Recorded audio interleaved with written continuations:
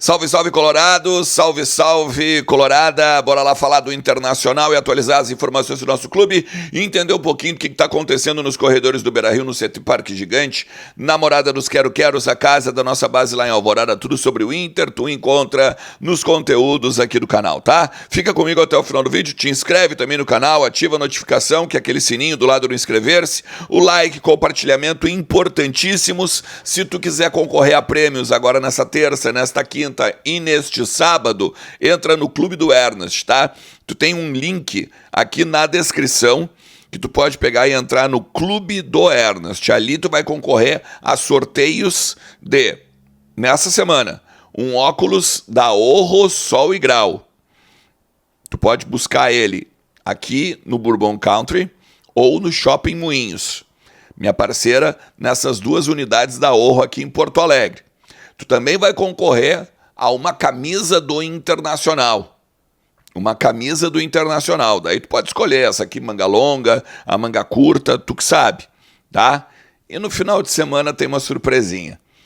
Sábado, tá? Então ao longo de toda a semana tem esses três prêmios. O óculos da Orro, pode ser um Ray-Ban, pode ser um próprio óculos da própria Orro, né? Que tem a marca própria agora, bonitaço.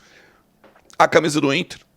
Ou um prêmio especial que vai ser sorteado no sábado, beleza? Eu quero falar com vocês sobre alguns movimentos que o Inter está fazendo na questão do campo e também na questão fora dele, tá? Primeiro, na questão campo, o Inter antecipou a viagem para Fortaleza. Então vai jogar contra o Ceará na quinta-feira, mas terça-feira já viaja para o Nordeste para encarar depois aí o treinamento na quarta, lá mesmo, e esperar, inclusive, os selecionáveis. Porque o Carboneiro e o Borré jogam na terça também, nos Estados Unidos, saem dos Estados Unidos, voo fretado e tal, vem para o Brasil para chegar na quarta-feira, por volta ali do finalzinho da tarde, início da noite. Então, tem condições de jogo na quinta, no Castelão. Eu até falei ontem que o Vitória jogava contra o Red Bull Bragantino, eu me equivoquei, tá? Peguei minhas anotações aqui, não fiz a alteração, né, que a CBF fez a partir da antecipação do jogo contra o Palmeiras. Até já ajeitei aqui, eu tenho um caderninho, tá? Eu sou às vezes um pouco antigo também, gosto de anotar algumas coisas na mão, só que esse eu não tinha feito o risco ali, né? Não tinha riscado o Red Bull Bragantino e colocado o Palmeiras na vida do Vitória. Tudo vai passar pela permanência na Série A. Essa foi uma frase que eu ouvi de uma pessoa que tem um trânsito muito considerável dentro do vestiário do Internacional e também nos arredores ali do departamento como um todo. Por quê? Por exemplo, renovação do Bruno Henrique. Se cai para a segunda divisão, bem provável que não aconteça. Se permanecer na Série A, tendência de que o Bruno Henrique seja mais um reforço, ou vamos dizer, continuem no Internacional no ano que vem. A folha, que até setembro era de 20 milhões de reais, eu falei sobre isso, né, já que o Fabrício Falkowski falou, botou esses dias, né, 21 e alguma coisinha, ele botou a base junto. Né, o profissional dava 19,5, 19,6, aí tu botando a base junto vai a 21 e alguma coisa.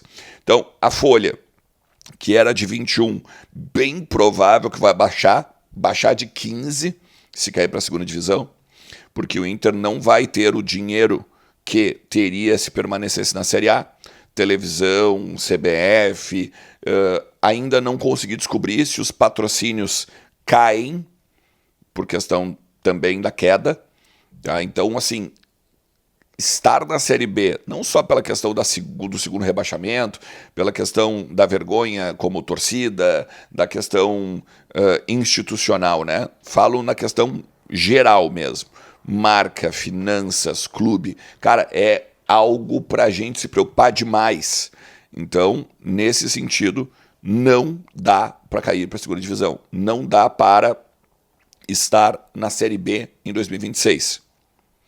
E aí, nessas questões aí de time, de folha, de poder de investimentos e tudo mais, porque, por exemplo, muita gente prevê a queda de associados, muita gente prevê a queda de bilheteria.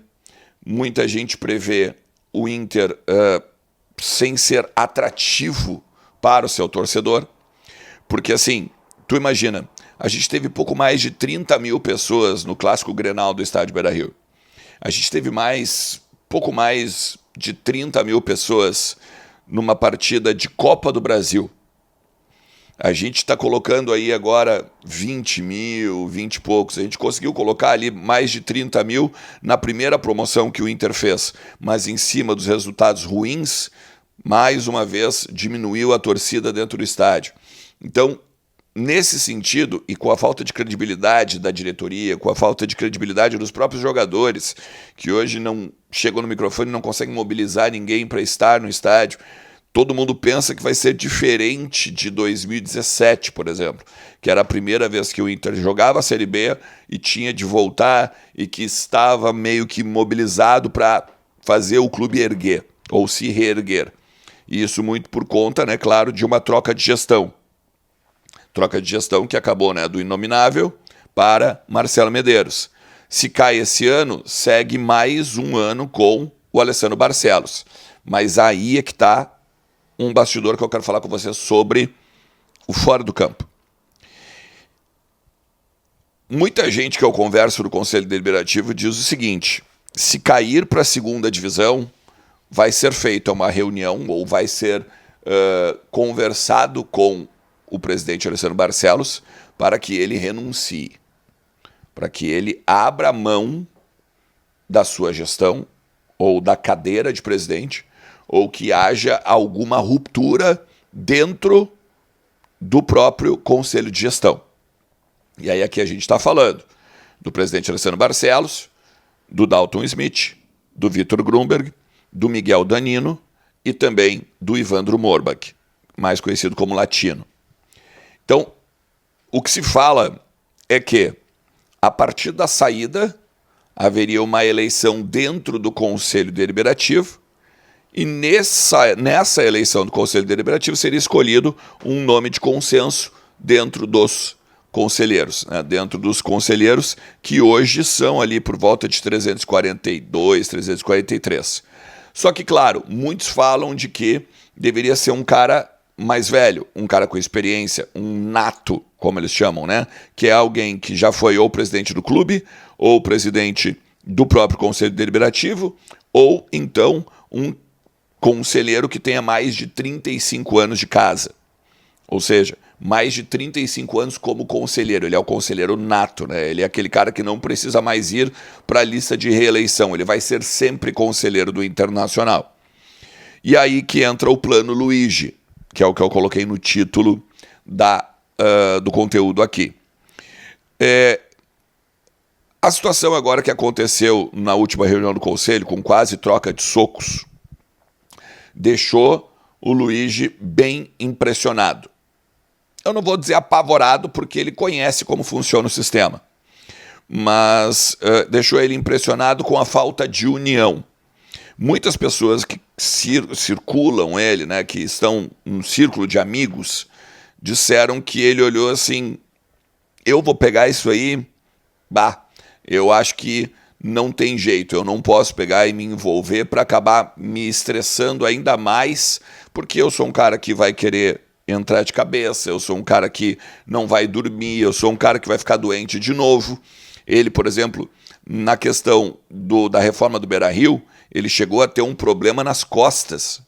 Ele teve de botar uma espécie de placa nas costas para andar, de tão nervoso que ele estava em cima da questão Copa do Mundo, da questão da reforma e tudo mais.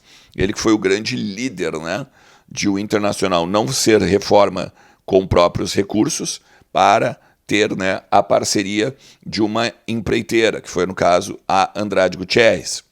Então, até tem pessoas que dizem que ele passa por um problema na família também, de doença e tal, e que ele também, nesse sentido, estaria um pouco mais receoso.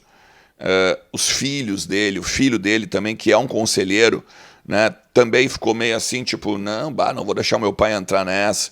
Então tem muita gente que acaba falando esses pormenores.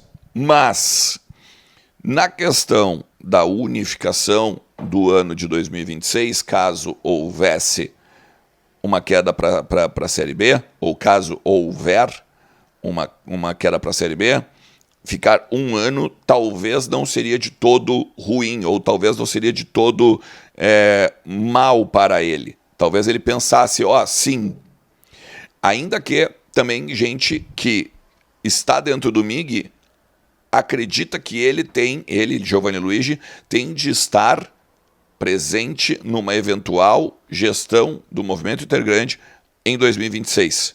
Quando 2026 tiver a eleição, vamos supor que seja o Alexandre Chaves Barcelos. Ele tem que ser, de repente, um primeiro vice do Conselho de Gestão, ou ele tem que ser um vice de futebol, vamos supor que seja o Roberto Melo, a mesma coisa. Né? Então, esses são os nomes hoje que podem, talvez, levar o Inter para um outro caminho. Pelo menos é o que se fala muito nos corredores do Beira-Rio, muito nos corredores aí dos movimentos políticos.